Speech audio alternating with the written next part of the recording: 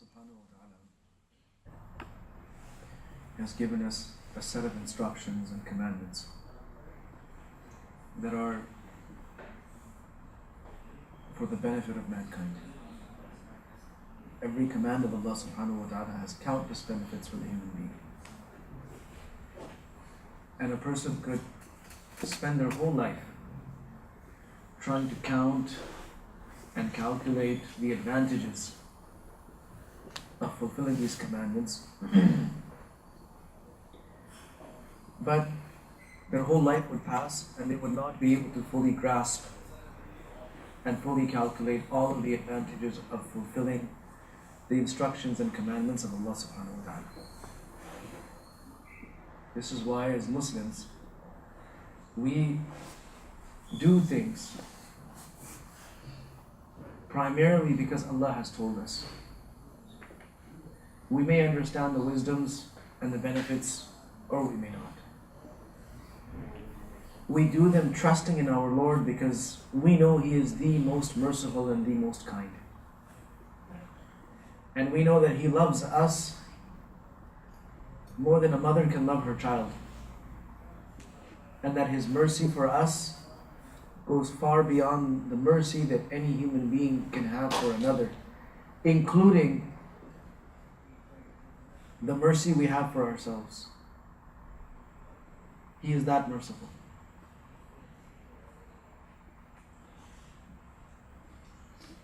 So faith dictates that we put our complete trust in Allah subhanahu wa ta'ala and let Him lead the way for us. After all, it's Allah that we ask for guidance, isn't it? We ask Allah, ihdina as-sirat al-mustaqim. We're asking Him to guide us. What's the point of asking for guidance if you're not ready to be guided? In salat we say, ihdina as-sirat al-mustaqim. But our body is going against what the guide is telling us to do. Our mind is going against it. Our heart is going against it. Every part of our body is going against what the guide is telling us to do.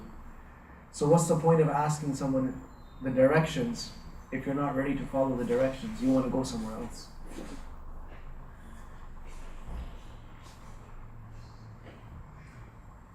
A person is standing on the crosswalk asking everyone that, can you tell me the way? Tell me the way to Vancouver, where the city is. I want to go to downtown. He's asking everyone. And people are explaining to him in different ways. And somebody noticed and said, you keep asking directions to go to downtown, why don't you just go now? He says, no, I don't really want to go, I just want to know the directions. You say, what a waste of time. You're wasting your time, you're wasting other people's time. So when we ask Allah to guide us, it means we want Him to tell us the direction to go, and we're ready to follow that direction. It's that simple. The month of Ramadan is here to teach us how to conquer our nafs. Because all of the problems in the world are a result of the human being not being able to control his or her nafs. Shaitan became shaitan because he was not able to control his nafs. People become condemned in the sight of Allah because they're not able to control their nafs. People become criminals instead of law-abiding citizens because they cannot control their nafs. And sometimes the reasonings that people give for their crimes are beautiful. The justifications people present for committing certain crimes, it's hard to deny those justifications, but the fact is, at the end of the day, a rule is a rule, a law is a law, it must be fulfilled. And we do not break laws for the sake of fulfilling our whims, our wishes, our desires, for the sake of satisfying ourselves, for the sake of satisfying our anger, for the sake of satisfying our jealousy, for the sake of taking revenge. We cannot bend laws. Laws are there to keep us and keep life in some code of discipline. So my dear friends, the problems of the world arise because the human being is not able to take care of their nafs, and the nafs of every person is different. Nafs, first of all, understand what it is. It's the tendency inside to do what you want to do. It's that inclination that I feel like doing this, so I'm going to do it. And usually this nafs comes in contradiction to Allah's commands. Usually it does. So it's time for Fajr, but you want to sleep in, that's your nafs. You can't go to the masjid, but you don't feel like going, that's your nafs. A person is in need of help, you could help them, but you don't feel like it, that's your nafs. A person older than you is standing in front of you, you're supposed to behave respectfully to them, but you don't, that's your nafs. Somebody who's younger than you, weaker than you, you're supposed to show them kindness, but you don't, that's your nafs. You get angry and you want to express it, you want to show it, even though somewhere inside you know that you should probably control it, that's your nafs that's getting the better of you. The harsh comment, off-the-cuff statement, sudden retort, burst of anger. Wherever our lives are taken out of a code of discipline and order, that's our nafs. The nafs wants to be free. It wants to be unrestrained. It wants to be able to do whatever it feels like doing. And the whole purpose of Ramadan is for us to learn how to control that nafs. And the key that Allah subhanahu wa ta'ala has given us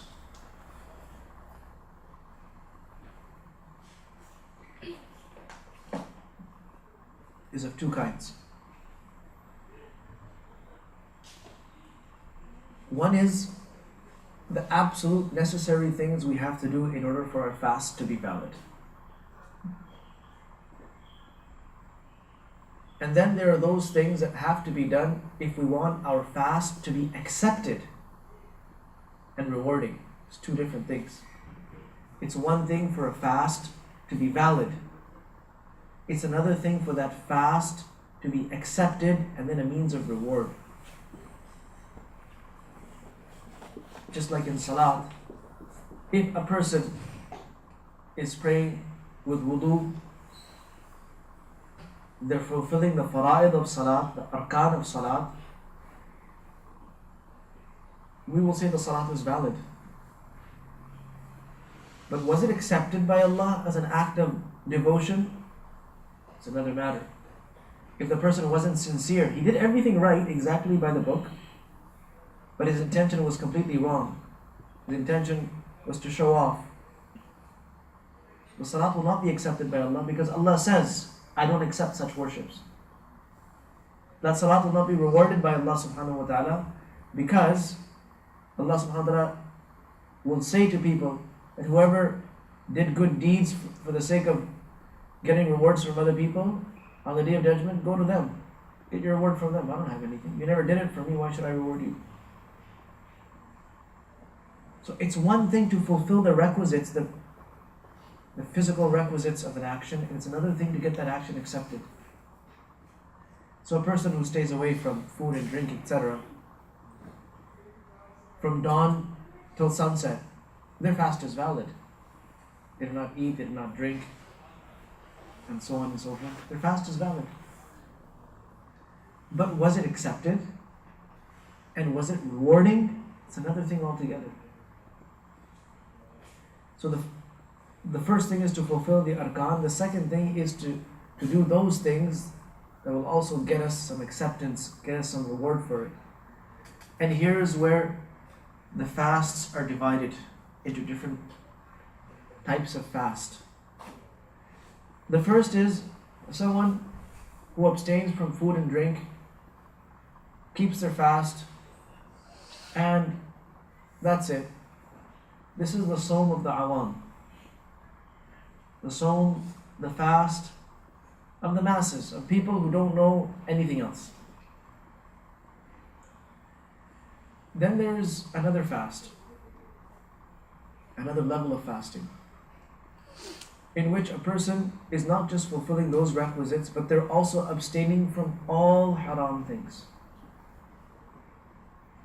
Now, this person is not just fasting with their belly, they're fasting with their tongue. Their tongue is abstaining from haram, like backbiting, swearing, fighting with people. The Prophet ﷺ says, As-sawmu junnah. This fast is like a shield. So when a person is fasting, they should not be obscene, they should not be rude, they should not insult anyone. And if someone comes and argues with them and fights with them, فَلْيَقُلْ إِنِّي صَائِمٌ. He should just reply by saying, I'm fasting. So even getting into arguments with people, it's something we are not going to do while we're fasting. We're just not going to argue with people. Now the tongue wants to argue, it's able to argue, it's able to talk back. Parents tell you to do something, it's easy to say, well, no, I don't feel like it. But you will control yourself. Somebody says something to you that you might not like too much, you could respond with something just as nasty or nastier, but you won't because you're fasting. You have a chance to criticize somebody behind their back, you won't because you're fasting. In the time of the Prophet ﷺ, two women sent a message to him saying that we're fasting, but we're not able to tolerate our fast anymore. It's too hot and the days are too long, and these two women have become so weak due to fasting that they're afraid for their lives. So they sent the message to the Prophet ﷺ asking him, what should they do? And the Prophet ﷺ replied to them by saying, tell these women to vomit into 2 bowls. Induce vomiting. So they induced vomiting. And when they vomited, fresh blood and raw meat came out. Raw flesh, blood. And they were shocked. They said, we don't consume this. We don't eat this. How did it come out of us? So the Prophet ﷺ was informed that this is what happened after they vomited.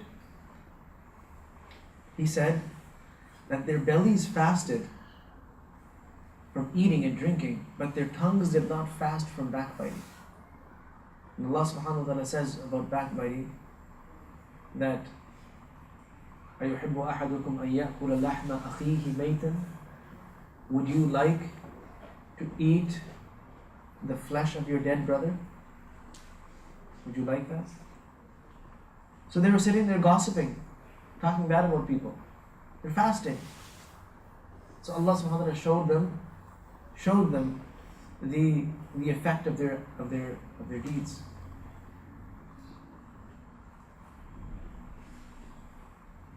Today people are fasting, but they're sitting down and gossiping and talking about this, that, and the other thing, just like they would be in normal days. That's not what this month is about. We will restrain ourselves, we will discipline ourselves. And besides, it's a sign of lack of intelligence to sit around talking about people. Based on what educators say, people who study the mind and study intellect, they say that the lowest level of intelligence is of those people who sit around talking about people. And after that, meaning one level higher, are those people that talk about events. And the highest intellect is of those people who, when they sit down, they discuss ideas and planning things. So, generally speaking, this is not something, laid in stone. But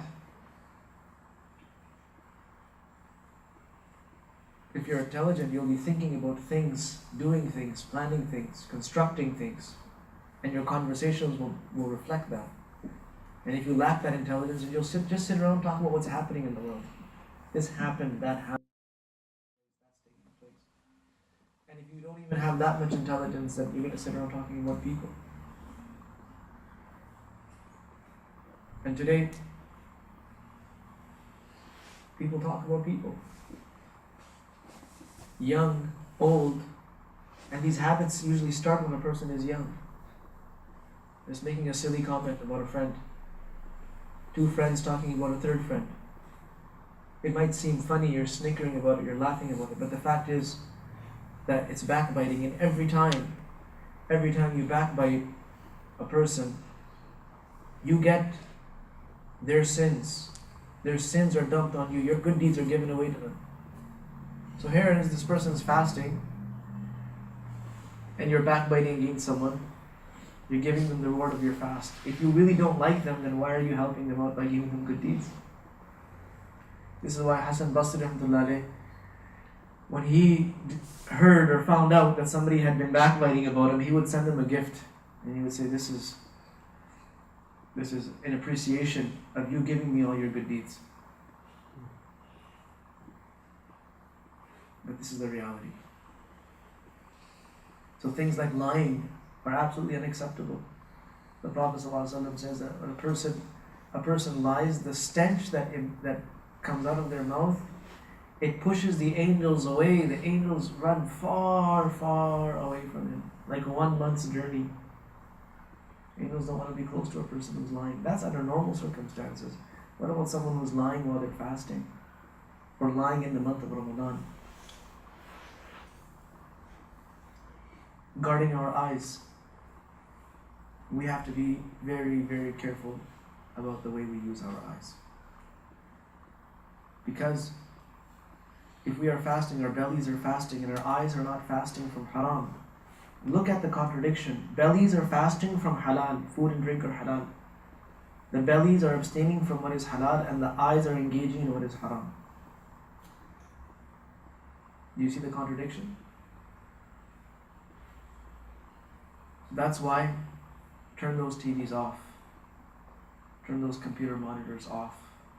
Stay away from things like YouTube and this and that, because one thing leads to the next. Person starts out watching something that's totally fine, and then it ends up watching something that's totally not fine. So be very careful.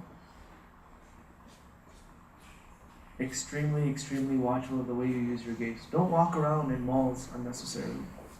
If you have to go for something, go for what you need and come back. And that's it. And as far as malls and shopping are concerned, a Muslim never goes to the mall to enjoy themselves. A Muslim cannot really enjoy themselves in a mall. They just can't. You know why? Because they know that these are the places most disliked by Allah subhanahu wa ta'ala. أحب البلاد إلى الله مساجدها وأبغض البلاد إلى الله أسواقها. The most beloved places in the world to Allah subhanahu wa ta'ala are the masjids.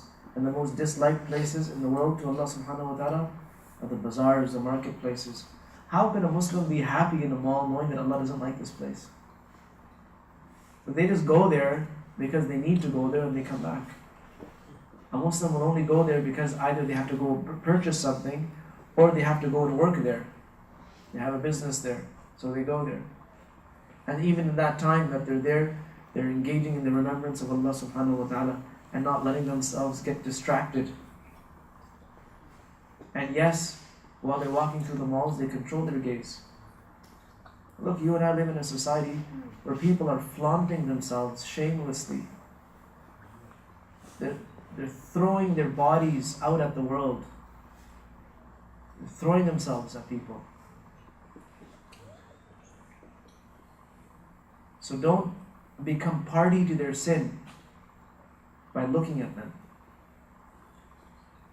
Don't become a part of it. And it takes a great deal of strength for a man to tear his eyes away from something that is attractive, yet it is haram. It takes a great deal of strength. But this is the kind of strength we're trying to build in the month of Ramadan. But if you can't do it in Ramadan, you're destroying your fast. You're destroying the essence of everything that this month stands for.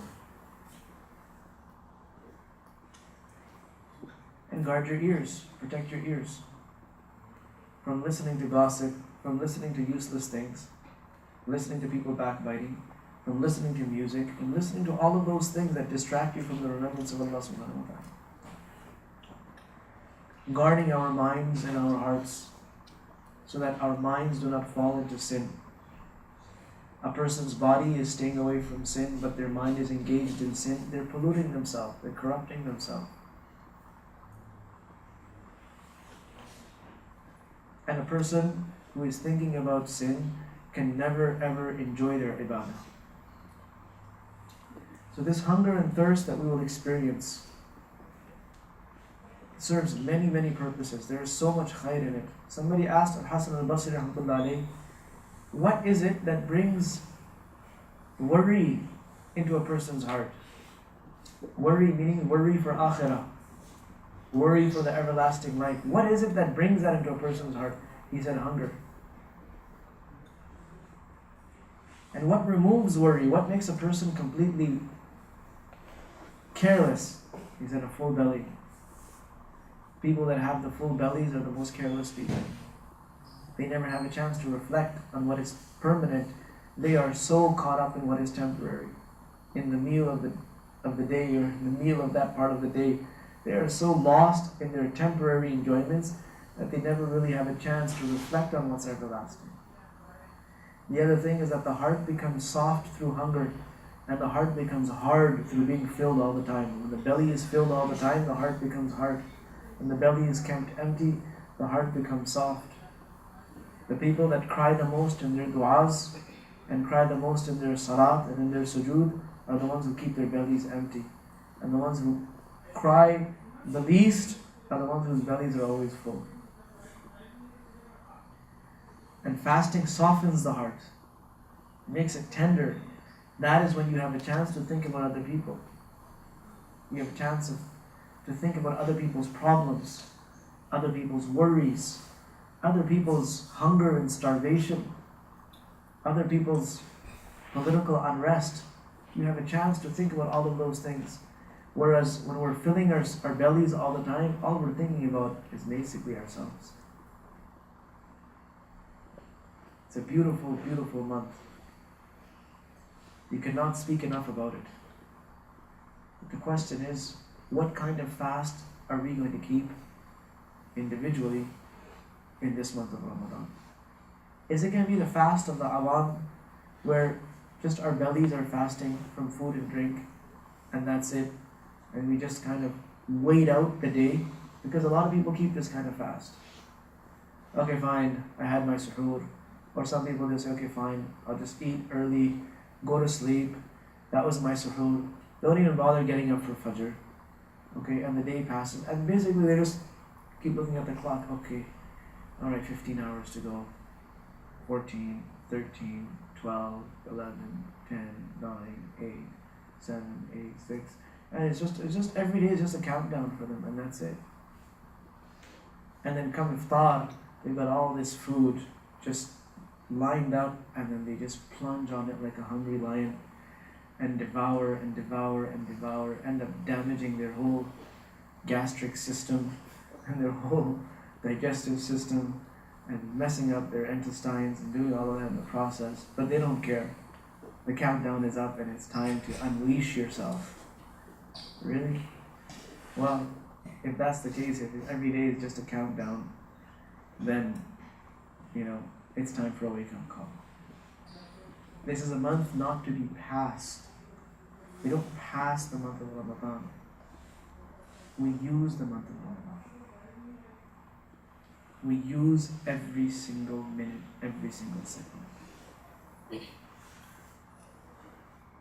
We say goodbye to our physical pleasures and enjoyments. We say goodbye to our bad habits. We say goodbye to anything negative in our system. Flush it out. It's a month of flushing out your system. And really, the combination of physically fasting and spiritually putting ourselves through all kinds of ibadat, it's unbelievable.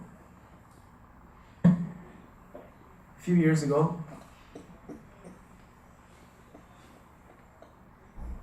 this is before I moved to Vancouver. I was visiting Vancouver for some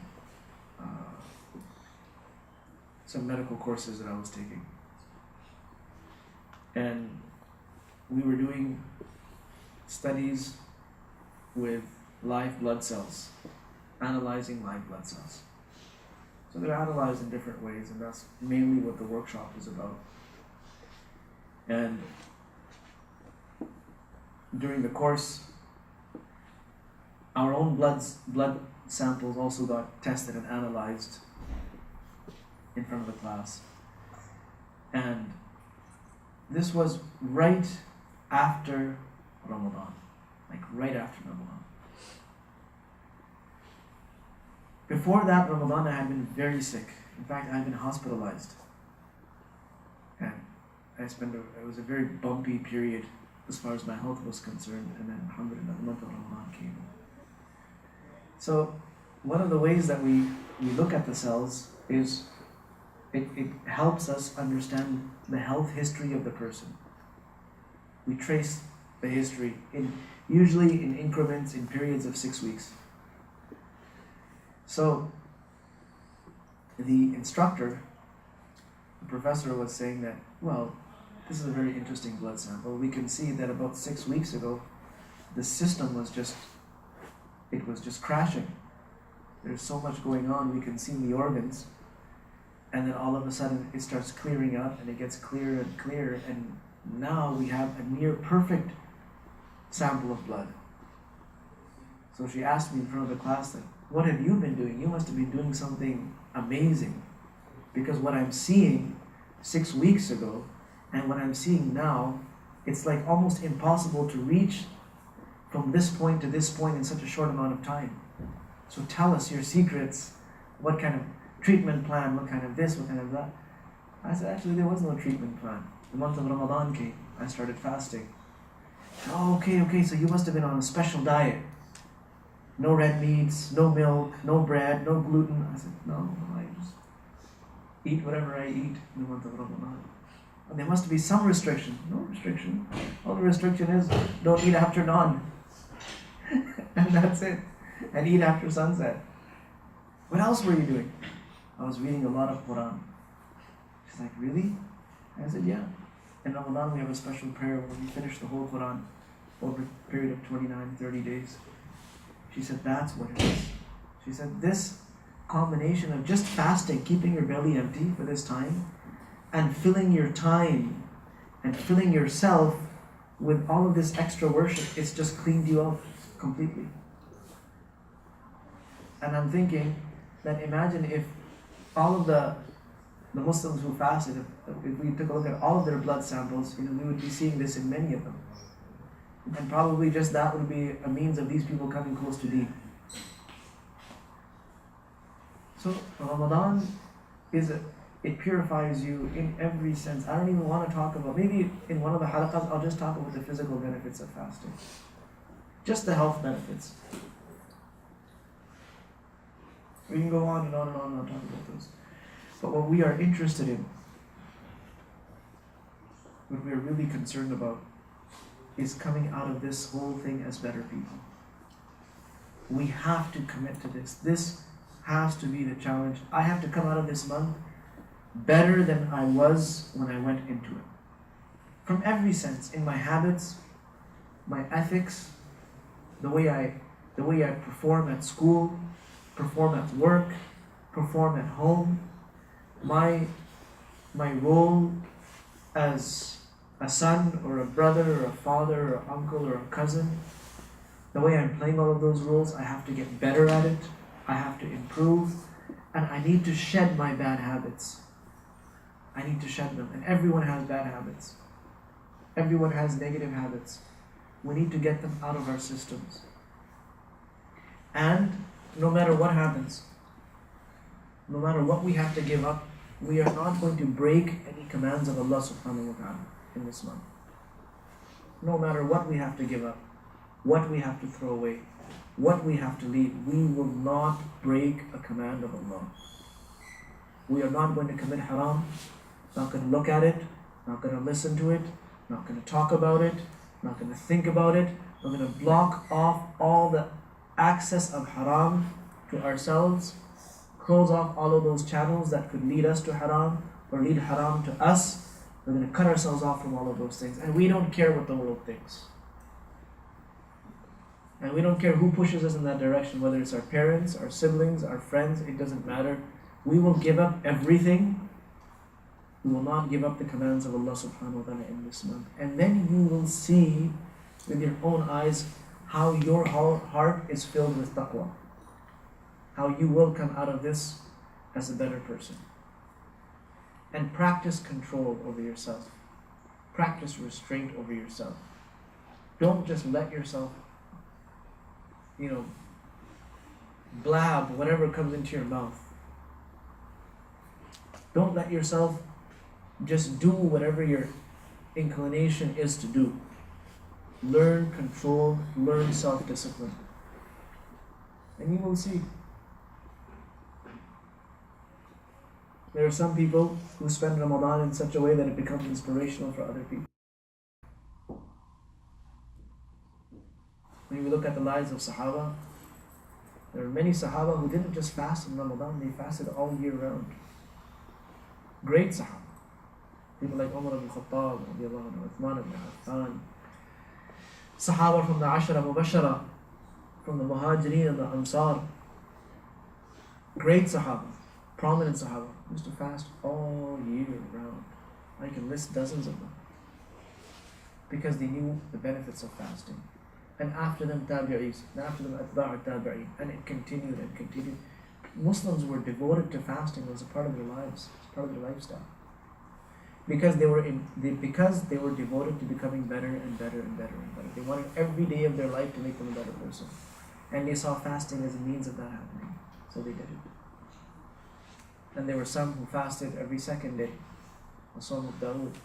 There were some who fasted all month, and they would break their fast every just 2 days in a month. There were some who would fast for 1 week, then break their fast and continue for another week. Based on their own stamina and based on their own inner strength, they all had their fair share of siyam. It was a part of their lives.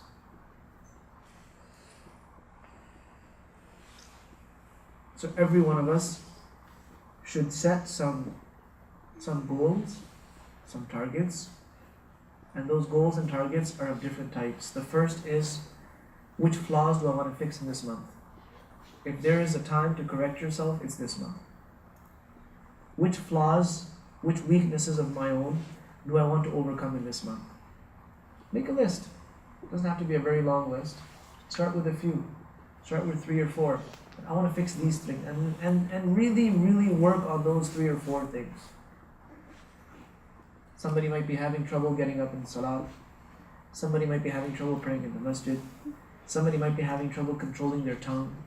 Somebody might be having trouble controlling their anger. Somebody might be having trouble being honest.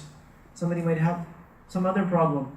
Whatever it is, identify 3 or 4 things in your life that need to be fixed and start working on them. That's the first thing. The second thing is set a nisab, an amount of ibadat for yourself that you have to do every single day. And from ibadat, after salat, your tilawat of Quran is extremely, extremely important. We want to see a community of youngsters that are competing with one another in reading more Quran. How much Quran do you think you can read in this month? How much Quran? How many juz can you read every day? If the maximum you can read after giving it a few hours is 1 juz, then try to read 1 juz. But if you can read 1 juz in even a half an hour, then try to devote some time. It's the month of Ramadan, it's the month of the Quran. You can't devote 2 hours to the Quran every day? Of course you can. For most of you, it's summer holidays. And devote your time to reciting the Quran. If you're memorizing the Quran, devote your time to revising the Quran. The Prophet ﷺ used to, in this blessed month, revise the Quran with Jibreel alayhi salam, the whole Ramadan, every single day. So revise it. Like they say, make it pakka. Go over it again and again and again until you master it, until you can't forget it. And aside from that, once you've done that, if you have time to just recite as much as you can. There are people who are excelling in tilawat of Quran even today. For our sisters, I will tell them about a family that I know, in which the woman who has 6 children, all young, maybe a couple of them have now hit the teenagers, but they're all young children. This woman finishes one entire Quran every single day in the month of Ramadan, with all of her household duties and responsibilities. Every day, she finishes one Quran. And when I heard this, I said, how does she manage? With all her kids and with all of these things, how does she do it? So the key is 2 things. First is the tawfiq and the help of Allah subhanahu wa ta'ala. And secondly, barakah in your time. Allah gives you barakah. But where does that barakah come from? It comes from reading the Quran. It's not that you will get barakah and then you will read Quran. No, you'll start reading the Quran, you will see the barakah in your time. You will see it. You will experience it, and once you experience it, you will understand how powerful the Quran is. This is in today's Western world. If a woman who is taking care of 6 kids can recite the Quran, the entire Quran from beginning to end every single day, then what about us? If you can't complete the whole Quran every day, how much can you read? You can at least devote a few hours to it, can you not? So make this your greatest dhikr, your greatest wird, your greatest ibadah, the recitation of the Quran, because it is a month of the Quran. And try to outdo one another in homes, amongst friends. Try to compete with one another and try to read more Quran than the next person. So that's the second goal. Fix an amount that you can do after pushing yourself. Don't go easy on yourself. And the third, like I said, is without any exceptions, make sure that you stay away from every act that displeases Allah subhanahu wa ta'ala. If you can do these 3 things, then you will see that inshallah, by the end of this month, you're going to be a different person. And one more thing I recommend for all of you. To get a little bit of inspiration for yourself, read about the lives of the pious people.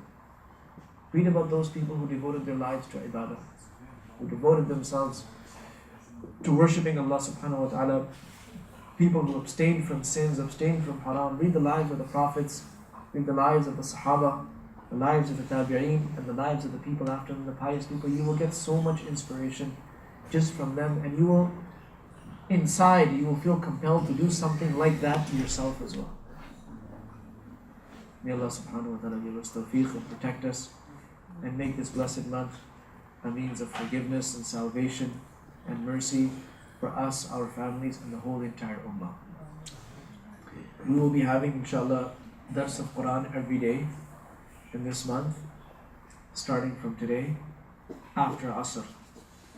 So this will be obviously live at the masjid, and it will also be streaming live online. For those who cannot come here and attend it in person, they can attend it from their home, especially our sisters. And one note for our sisters, and the brothers are linked to this as well. I think it's unfair for for the men of the household to put extra demands on the women of the household in this month. That we need to eat certain things, we need to have a certain kind of iftar, we need to have certain dishes, because this is culturally, this is what happens. And in fact, it's become so common that when somebody from the media interviews me about Ramadan, they ask, okay, so what types of special foods do you have to eat? Because they all know about iftar, and they all think that iftar means a special kind of food that you and I have to eat. And it is we who have created that wrong impression in the minds of people. There is no special food. If there is something special at iftar, it's what Nabi Sallallahu Alaihi Wasallam used to have, and that's dates and water. That's what's special about iftar. After that, you're just eating to get by. And I know that in many of our households, women spend the prime time of Ramadan, which is early mornings at the Tahajjud time, and secondly, between Asr and Maghrib. This is the prime time of any day. But in the month of Ramadan, it is the most crucial time. Our women spend all of this time in the kitchen. It's not fair. So as sons, or as husbands, as men of any household, we should not be placing these kinds of demands on the women of the household. It is not fair to them. It's taking away from their Ramadan. And secondly, as women, mashallah, many sisters, they just culturally feel that they have to make certain things. But you don't have to make certain things. You make, honestly, for the sake of your own bellies, for the sake of your own health, eat simpler foods. It's not intelligent, it's just not smart to be keeping your stomach empty all day and then stuffing it with samosas at the first minute that you get. Samosas and pakoras and all kinds of just nasty fried stuff. It's like grenades going into your gut. That's what it is. That's what it does to you. And the burden of doing all of that is on our women folk. So that time that they should be spending reading the Quran, doing dhikr, doing their ibadah, they're spending it frying your samosas for you. And cooking all of these extravagant dishes. I know in many cultures, and in our culture also, there are foods that are eaten in Ramadan that are not eaten the rest of the year. So Ramadan comes with its own menu. It's true. And many people look forward to iftar time because they get all of those foods that they don't get the whole year round. And it's really cool. But it's not. Trust me. It's not. So eat simpler foods. It's better for you. Simpler foods meaning foods that don't have to be cooked so much. Foods that don't have so many masalas and all kinds of things in them. That stuff is not good for you. On an empty stomach, you put that kind of stuff into your gut, you're doing damage to yourself. Eat simple things like fruits and vegetables and, good wholesome home cooked food. That's it. Just eat healthy and eat simple. But don't make the women of the household so busy at iftar time that all of that time of theirs is gone. Give them the leisure to cook the food whenever they feel like it. That's it. Put it away and you warm it up or do whatever it takes to eat it, after Maghrib. Go easy on yourselves, easier on your schedules, easier on the members of the household, and we need to put an end to this trend of all these special menus, only because, not because there's something wrong with eating different food in Ramadan, because it's wrong to take up so much of someone's time, and someone who's fasting themselves and then taking care of the house, cleaning and taking care of kids and doing all of that, and then you put this burden of spending extra time in the kitchen. That little time could have been used for ibadah, but even that we take up of theirs. It's just not fair. Put an end to these trends. Simplify the food in your home. Simplify your diet. Simplify your menu. And reduce the amount of time that people in our household are spending preparing food. May Allah subhanahu wa ta'ala give us tawfiq. وآخر دعوانا الحمد لله رب العالمين وصلى الله وسلم وبارك على نبينا محمد وعلى آله وأصحابه أجمعين.